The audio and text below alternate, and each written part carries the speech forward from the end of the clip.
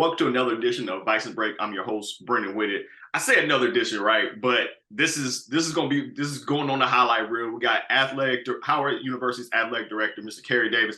Thank you for making time for me. I'm really excited to have you on the show. I'm glad to be here, man. I'm a fan of yours. I've watched a couple of your interviews already, and so I'm ready for the smoke. Bring it on. All right, man. All right, okay. I love it. See, I love it. Man came in prepared. I appreciate that. He like, I'm ready for it. I rolled up here for it. All right, okay. So you familiar with the joint? Before we get into the nitty gritty of how your athletic, your progress, and how you got to where you are now. We want to get to the chance to know you a little bit more, a little bit outside of sports. So we're going to kick it like this. All right, first thing. So I am not a morning person. I'm not a morning person at all. I've never been a morning person. And so something that I found kind of more recently, in order to like kind of get myself ready for a day, I'm going to just watch a movie that I've seen 1,000 times. I mean, I can tell you scene by scene, line by line, not a single, for whatever reason, that is like the perfect way for me to start even really super early day. So I got to know, is there any one thing you have to do in the morning in order to kind of get yourself going, or otherwise you're going to feel just a little bit off or something like that?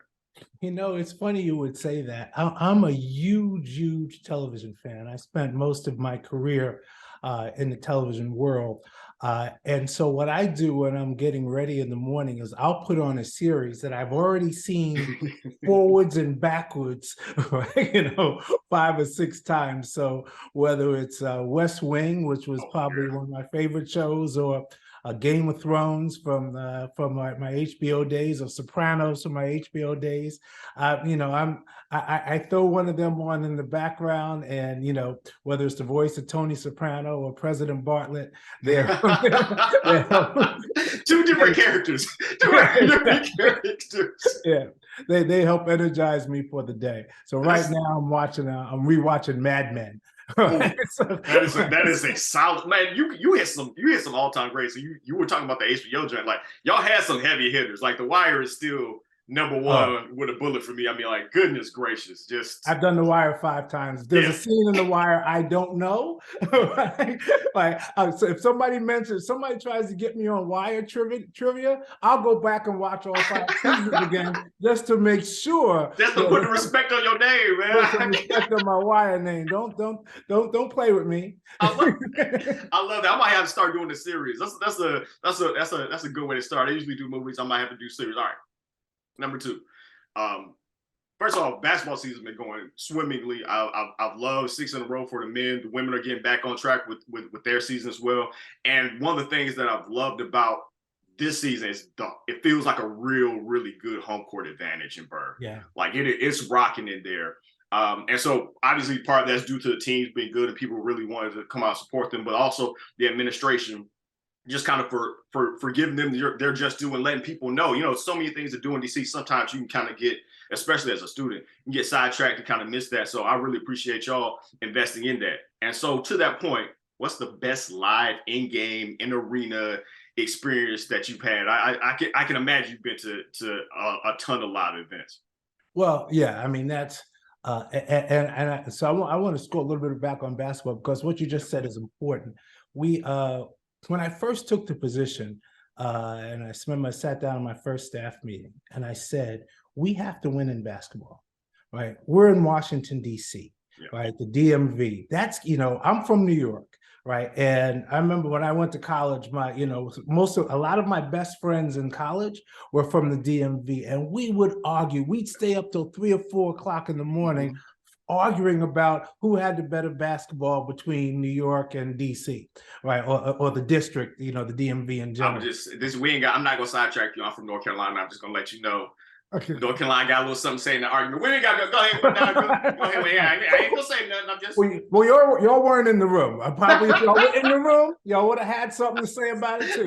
Right? But both of my roommates were from DC, and so that presented the right. And I tell you, so when I came here with the mindset, right, that if we're going to compete athletically, basketball is a sport where we can do that.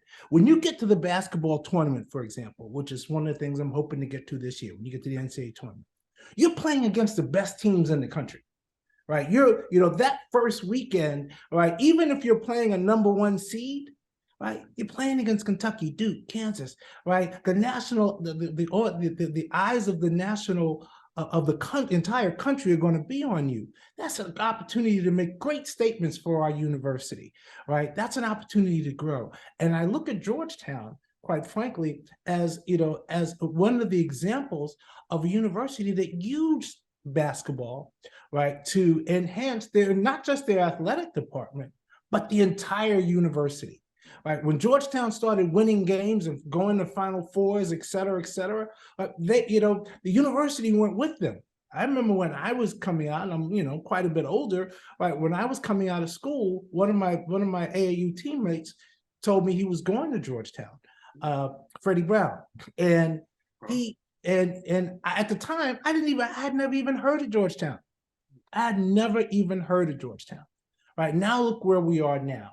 Right, years later, that run that he was a part of, right, that run with Patrick Ewing and Reggie Williams and all those guys, it made a difference for the entire university. So that to me was one of the things we set out to do, and it's not something you do overnight, right?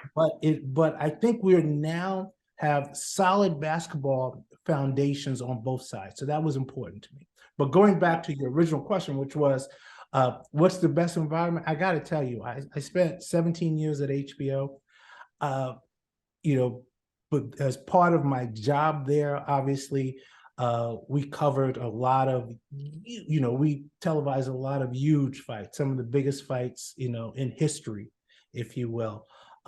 In addition to that, for 17 years, I was also, because we had a program with the NFL, whether it was Inside the NFL or Hard Knocks, right, which also came under my purview, right, that was the Super Bowl was also, part of my, we would always record a show down at the Super Bowl. So attending the Super Bowls for those 17 years was also part of the gig. And so, but I have to tell you, people ask me all the time, even back then, right, you've been to 17 Super Bowls, right?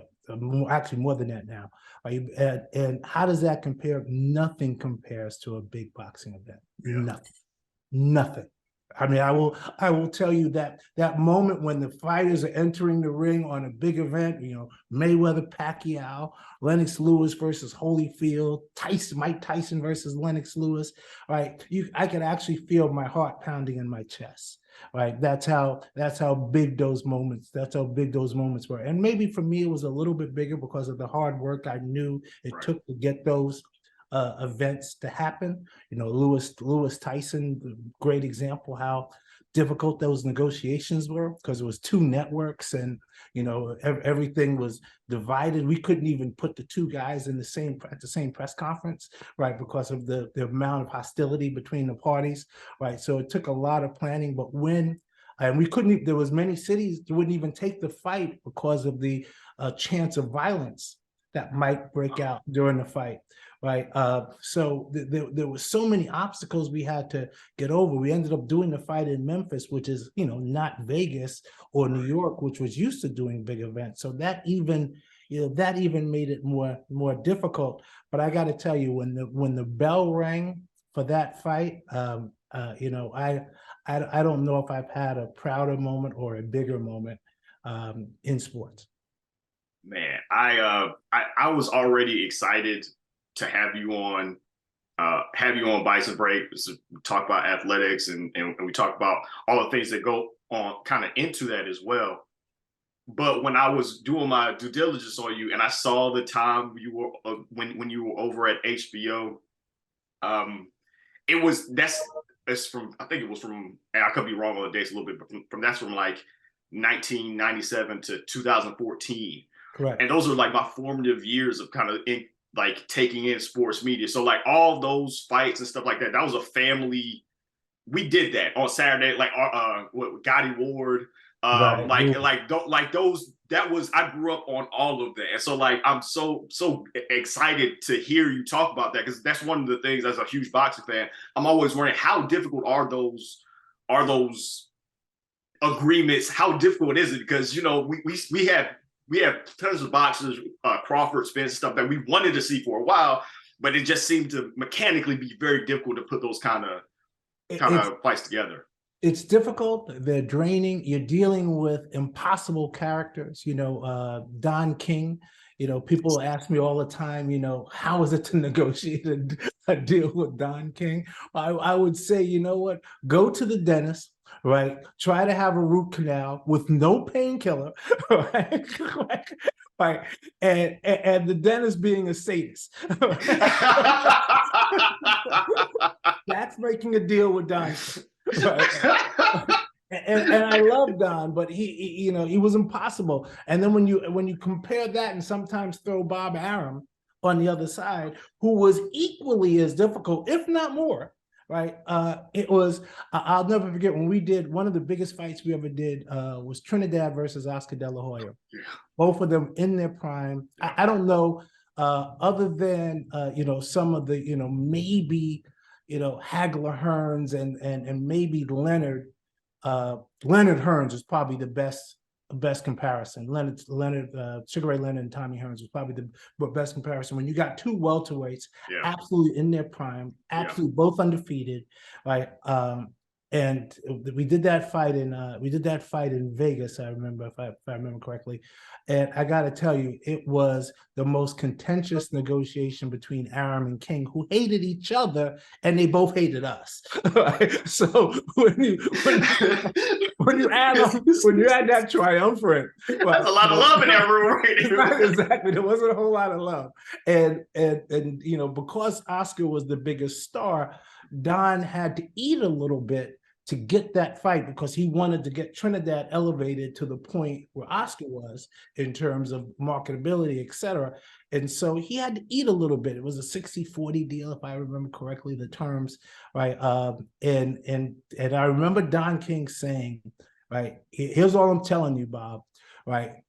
If Trinidad wins, right, then just flip everything. Right, we'll do the rematch, but flip everything. I'm in control. You're the 40. I'm the 60. Right, blah blah blah. And I don't know. You might be a little young for this, but Trinidad won a very controversial decision. Like basically, Oscar dominated the first 8 rounds. Oh right, and then he got on his bicycle. That's right. And then he got on his bike for like the last third of that fight. Yeah, I remember that, John. Exactly. And Trinidad ended up getting the decision, right? And I remember Don at the post-fight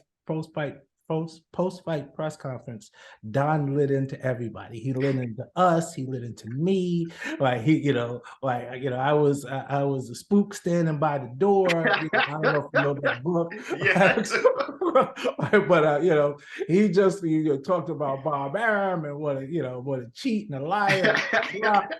And Bob Arum had some of his people disconnect the microphone and turn out the lights at the press conference, right? And Don kept on going, right? And he said, "That's symptomatic. The lights have gone off in Aramville." I was like, "Oh God, this is how." I kept saying to myself, "Kery, you're a lawyer, right? Educated at Ivy League schools. How did you get here in this mess?" I'm so glad you said that, because that was honestly good as my next question. How did you find yourself? You start off as a corporate attorney. And then you make the leap. Talk about making that transition and then ultimately getting to like how do those things happen? Did you know that because you went to undergrad at Dartmouth, you played ball there, and then got your law degree from Cornell? So was this always in the plan? Was this always kind of where you thought you were headed? Yeah, entertainment law was what I really wanted. When I got out of law school, I was just actually saying this to my wife the other day. She asked me, "I can't see you at a corporate law firm," and I get it. But when I was in law school, I'm competitive, right? And so, and law school at the time, people judged your success, if you will, by how much money you were going to make when you graduated. Right? Could you get to the Wall Street, Park Avenue level firms, right, who were paying the most money? Right. So that became my goal. Okay. You know what? If that's how we're going to measure success, hey, I'll do the thing and I'll get to the big Wall Street firm. And so I was, I went to a law firm with over 300 lawyers. Right. And I was one of 3 Black lawyers at the firm, period. Wow. Period. And 2 were in my class. right? It was me and another young lady from Harvard, right? And an 8th-year associate who had gone to Yale. Right? And quite frankly, he never spoke to me the entire time I was at Chadbourne. He treated me worse than the white partners and associates. He never acknowledged me in the building, right? No, and so really it was a different experience. And so I knew at the end of the day, I knew ultimately that's not what I wanted. So I actually my family was always in entertainment. My aunt was a singer. Her name was Doris Troy. She wrote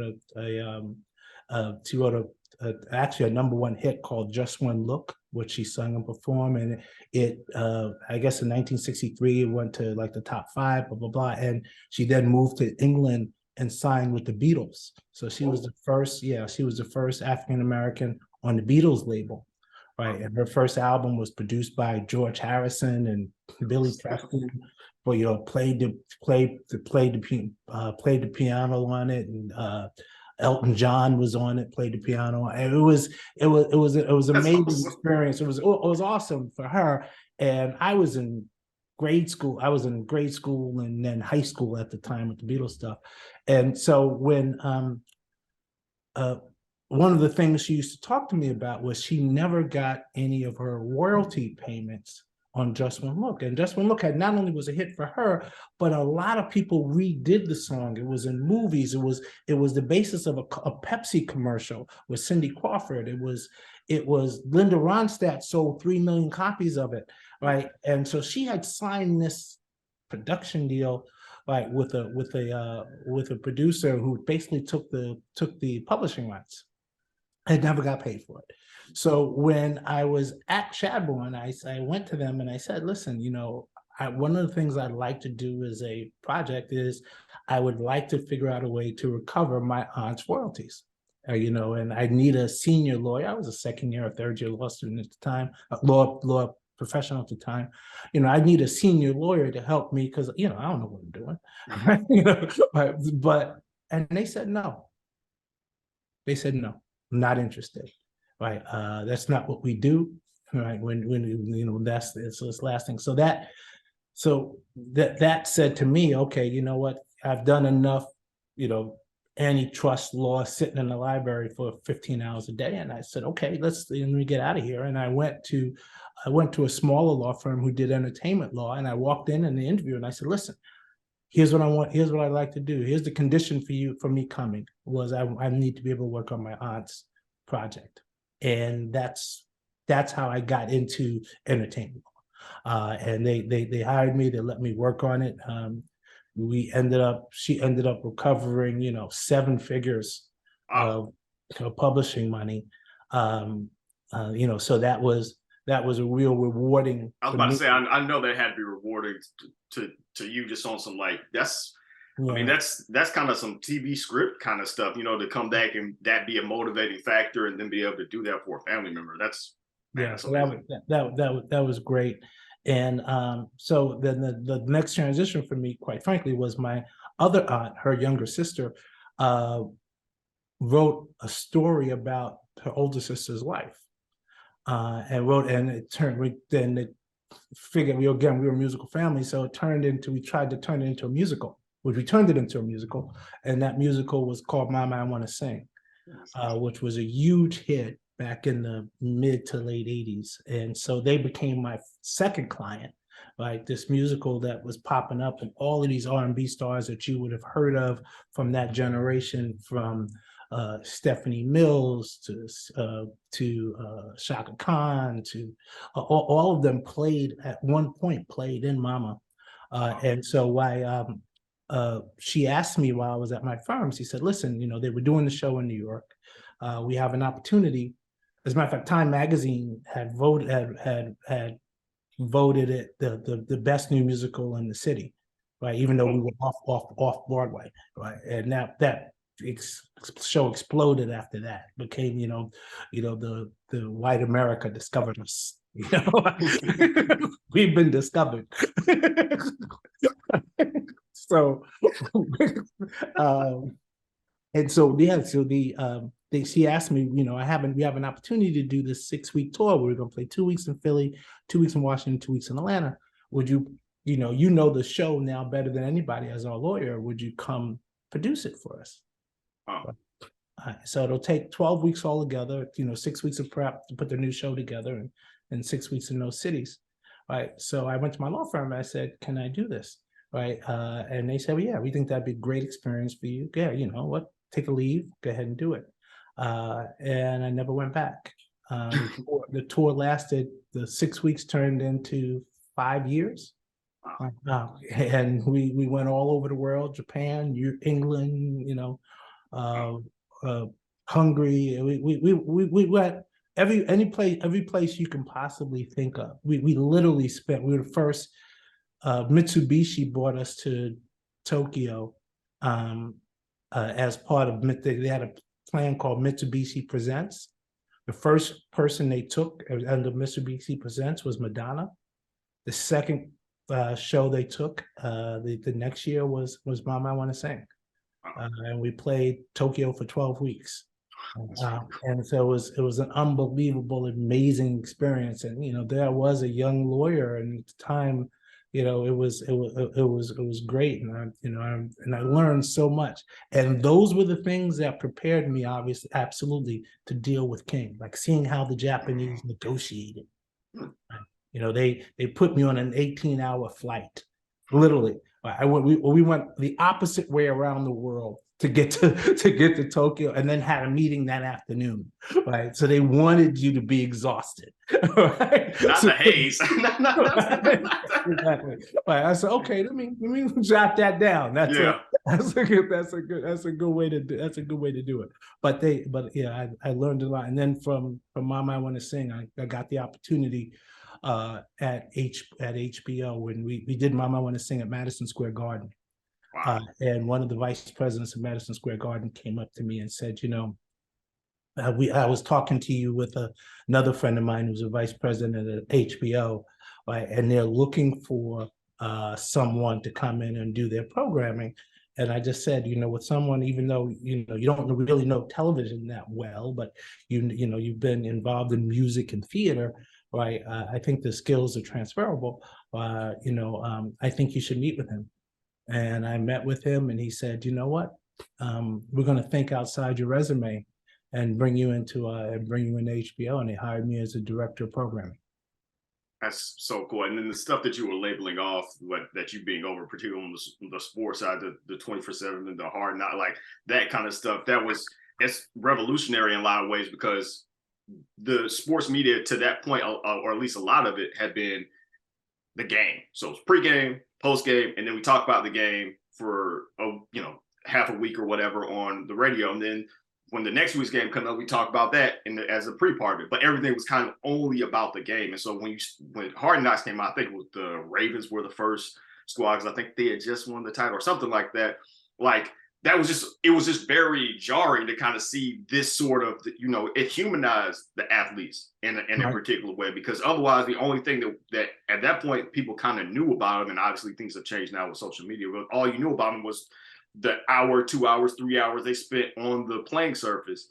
And so I just remember that being like a very, very big thing for me, just being like, whoa, there's so much more, there's so much more to this. Like that's really, really cool. You mentioned all the wonderful things that you've been a part of. What kind of drove you to wanting to dig into academia? So, the experience at HBO was amazing. I mean, those 17 years or 17 of the best years of my life. They were hard. It was difficult. It was difficult to my family because there was so much travel, so much work. But they were hard years. I mean, those. Dealing with Don King and Bob Arum and Al Heyman, who I love, by the way, but he's not easy dude to deal with, and Floyd Mayweather's and the Roy Joneses and it's Mike Tyson's. It's a lot. Those some big personalities. It's a lot, and so and HBO at one point, because of the because of where we were at as a company, the Time Warner was pulling a lot of money from HBO. We were probably at that time the most successful television network in the world, right? And maybe Sky, I'm not sure, but it was close. It was, and we were certainly one of the most successful in the United States.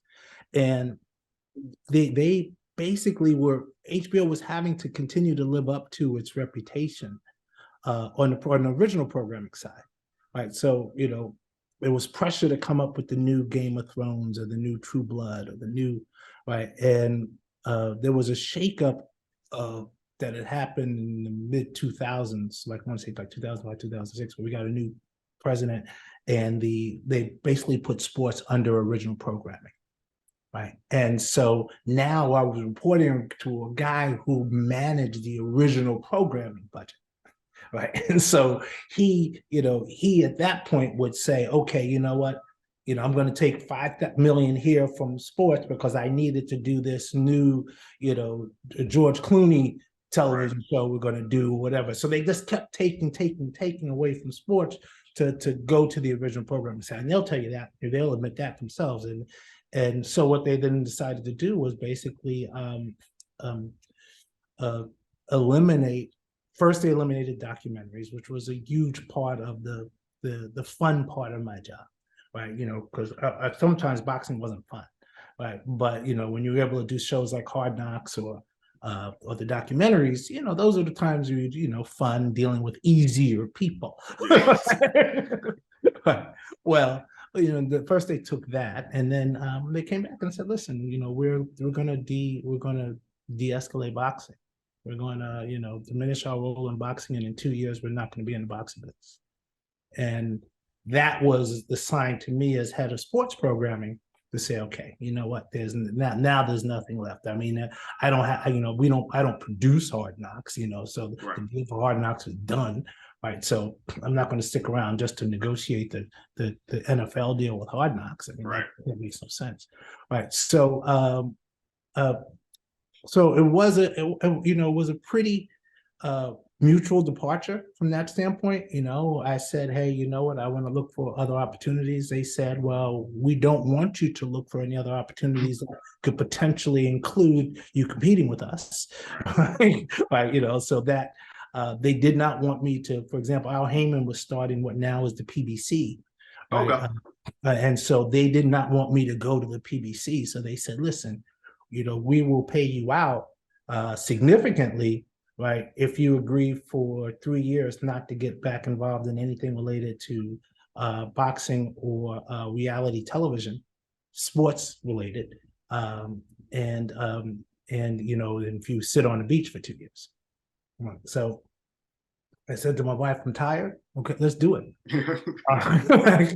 And so and while doing that, I got a call from one of my friends. Actually, it wasn't even a call. I was watching a football game with one of my friends, and who worked at Howard University Hospital.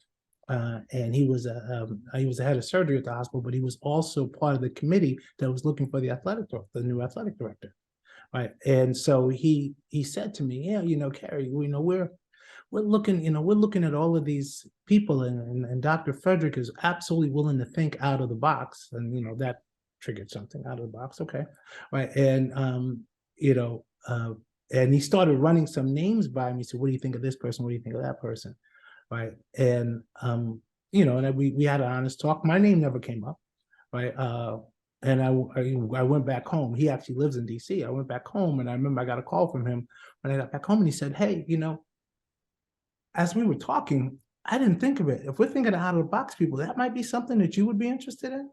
So you should meet Dr. Frederick. I'm telling you, he's a visionary, interesting guy. And I think he has a vision for athletics that would tie into it. At the time, I didn't know anything about Howard athletics. Nothing. I mean, I know the Butch Beard had coached there, and I knew about some of his early success in the 90s, but, you know, early 90s. Right? I hadn't heard anything really since then. And, you know, HBO, we spent all of our time, you know, focusing on, you know, the Ohio States and the Michigans and the Dukes and North Carolinas. Right. So, but I thought of it, and I said, you know what? Why can't Howard, as the best academic HBCU in the country, use its academic reputation to enhance its athletic programs, right? And vice versa, right? The Georgetown effect that we just talked about. Right.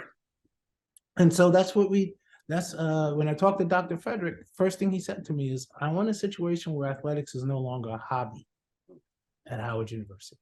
That was his quote. That was a quote I remember, right? And I said, and I said to him, you mean, why can't we be Georgetown? And he said, yes, why can't we be Georgetown? Right? Why can't we build an athletic department? And I knew that meant we had to win in basketball, going back to some, right.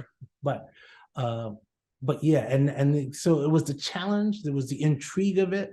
I played collegiate sports, so I knew something about it. I played collegiate sport at an academic institution. I was just about to say that probably does kind of help inform your opinion on the ability to do that, right? Exactly. And so I figured that, you know what, we could recruit Howard level student athletes to our program. So that was what was intriguing. And again, Dr. Frederick played a huge part in it because, he was young, he was visionary. I thought, you know what, this is a guy I can, I can get in a foxhole with and make something work. And so, yeah, that was it.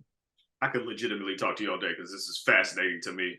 Just in the rooms that you've been in, and some it's bringing up some nostalgic moments when you start talking specifically about boxing. But if I were to give you 30 seconds to a minute just to speak directly to alumni, could you just tell them about the importance of being involved in our athletic program so that we can continue to grow as an organization? I say all the time that, and I say it to alumni, but I also say it to every person I talk to when I'm talking about connecting to Howard University. As a Black man, I didn't go to Howard. None of my family went to Howard. I was the first college graduate from my family. Wow. But I also understood and knew that I stood on the shoulders of people who went to Howard. Vernon Jordan was one of my mentors. He actually gave me my first job when I was in college. Oh, really? At the National Urban League here in DC. And I always had a fond appreciation. And I know that this alumni base is proud, and our goal is to make them proud.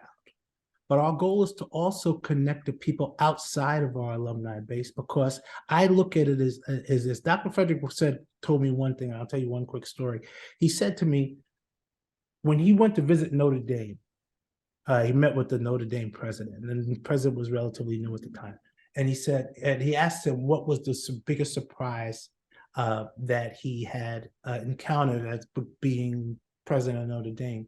He said when he came to Notre Dame, he looked at his constituency as Howard alumni.